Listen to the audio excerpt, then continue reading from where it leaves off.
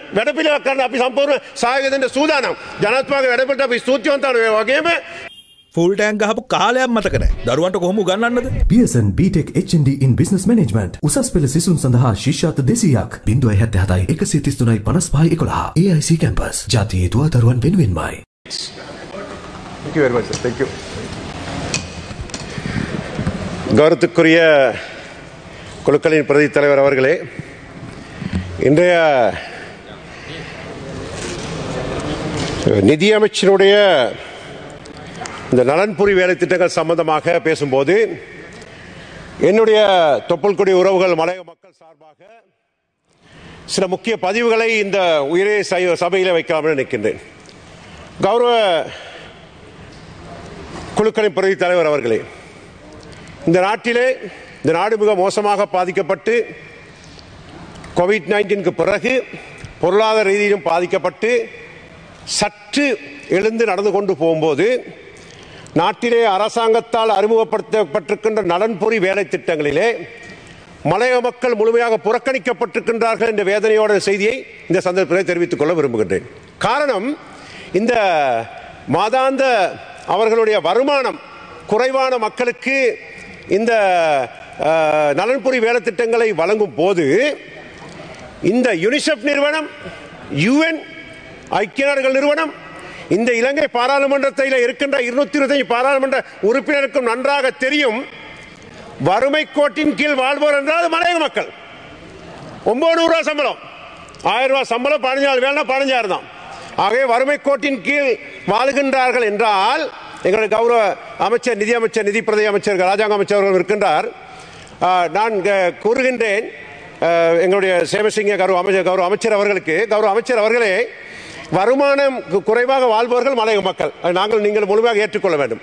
என்ன காரணம் என்றால், ஏற்கனவே சமுர்த்தி பட்டியல் தயாரிக்கப்பட்டிருப்பதனால் அந்த வருமானம் குறைவு என்றவுடன் மலையகத்தில் இருக்கின்றவர்கள் என்ன செய்கின்றார்கள், அந்த பிரதேச செயலகத்தில் உத்தியோகஸ்தர்கள் சமுர்த்தி பட்டியலில் உள்ளவர்கள் மட்டும்தான் வருமானத்தின் கீழ் இருக்கின்றார்கள் என்று ஒரு மன எண்ணத்தோடு அவர்கள் செயற்பட்டுக் கொண்டிருக்கிறார்.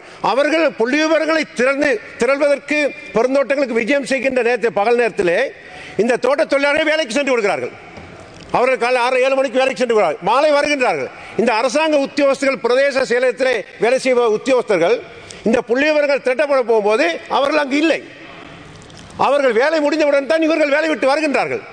அங்கு உண்மையான நிலவரம் இல்லை. ஆகவே கூடுதலானவர்கள் அங்கு ஓய்வூதியம் பெற்றவர்களாக இருக்கின்றார்கள். அவர்கள் தனியார் துறைகளுக்கு வேலைக்கு செல்வார்கள். இன்று காலை வரை முறைப்பாடு வந்தவர்கள் இருக்கின்றனர். மடூர்சிமை பட்டாவத்த தோட்டம், யூரி தோட்டம், ரோபரி தோட்டம், ரொசட் பிரதேசத்திலே, நியூபர்க் பிரதேசத்திலே பல தோட்டங்களில் இன்றைக்கு அப்புத்துறை பிரதேசங்களே தோட்ட தொழிலாளர்கள் கூறுகின்றார்கள், இந்த நிவாரணம் வழங்கப்படும் போது அவர்கள் ப்ளீஸ்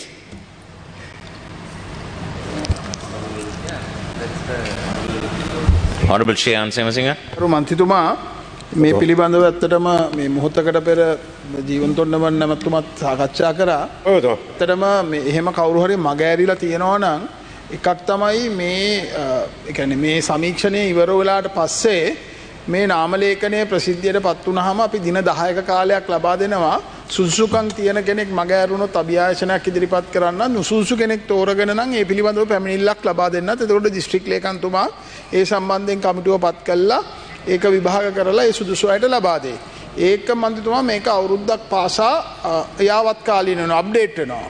එතකොට මේකෙදී පළවෙනි රවුමේදී කවුරු හරි ඇතුළත් වෙලා නැත්නම් ඒ අයට අවකාශය ලැබෙනවා. හැබැයි අපේ අරමුණ හැකිතාක් මේ අපි කතා කරන අඩු ආදායම් මට්ටමින් 40%ක් පල්ලෙහා ඉන්න කණ්ඩායම් වලට මේ සහනය ලබා දීම සහ නිවැරදි සහනය ලබා දීම. මේක ඔබතුමා කියන කාරණේ අපි පිළිගන්නවා. යම්කිසි මගහැරීමක් වෙලා තියෙනවා නම් අපිට දැනුම් දෙන්න. අපි අනිවාර්යෙන්ම එයාගේ සුදුසුකම් පරීක්ෂා කරලා බලලා එයාට ලැබෙන සලකන්න. ඒ වගේම අපි කතා කරපු ආකාරයට වතු ප්‍රදේශවල යම් තොරතුරු කිහිපයක් අපිට දැන් ලැබෙනවා. ඒ කියන්නේ එක වතාවන් වලදී අපි කාලය දීර්ඝ කරලා දුන්නා. හැබැයි තවදුරටත් ඒ තත්ත්වය තියෙනවා නම් අපිට දැන් අපි මේ පිළිබඳව අවශ්‍ය විසඳුම ලබා දෙන්න. Thank you very much. බොහෝසෝතිකාරය අවතුමා, there's a technical fault here. Honorable Minister, what I'm trying to say is there's a technical fault whenever the divisional secretary officers like Grama Niladhari or the Samurdhi officers, whenever they're visiting the estate time, and by that time the estate work has already gone to the work. and after 4 o'clock only they're coming back. By that time, the government officers are not there to work. No, that's the thing. Honorable Shan Semsingha. Let us know the names. I think you mentioned Yes, couple definitely. of names. You let us know the names. We will certainly attend and talk to the divisional secretary Thank you. and rectify that. So we have to introduce some sort of the mechanism in the plantation sector to collect this biodata. We are there to full support and cooperate. So இந்த இவ்வாறான ஒரு வேலை திட்டத்தை அதிவேக ஜனாதிபதி அவர்கள் அறிமுகப்படுத்தும் வேலை திட்டத்தை நாங்கள் முழுமையாக வரவேற்கின்றோம். அதிகாரி ජනාධිපතිතුමාගේ වැඩපිළිවෙල සම්පූර්ණව අපි පිළිගන්නවා. අපි ඒක ගැන සම්පූර්ණව ස්තුතිවන්ත වෙනවා. නමුත් අන්තිමට මේ ඔපරේෂන් සක්සස් පේෂන්ට් ඩයිට් වෙන්න බෑ. சல்லியாக்கார சார்த்தக்கார லடாமரணம் அவுளக்கணும். ஆகவே இந்த சத்திர சிகிச்சை வெற்றிகரமாக நடைபெற்று நோயாளியும் காப்பாற்றப்பட வேண்டும் என்றால் உண்மையாக பாதிக்கப்பட்டவர்களுக்கு இந்த நலன்புரி வேலை திட்டங்கள் கொண்டு செல்லப்பட வேண்டும் என்பதுதான் என்னுடைய வேண்டுகோள். அது மட்டுமல்ல, இன்று காணி அபகரிப்பு சம்பந்தமாக இன்று பெருந்தோட்டங்களிலே காணி அபகரிப்பு மோசமாக இன்று ஆல்மோஸ்ட் ஹண்டிங் இன்னைக்கு வேட்டையாடுகின்றார்கள் போலீசார் நியூபர்க் தோட்டத்திலே. இந்த நிமிடம் வரை 12 பேரை கைது செய்திருக்கின்றார்கள் காணி பிரச்சனை.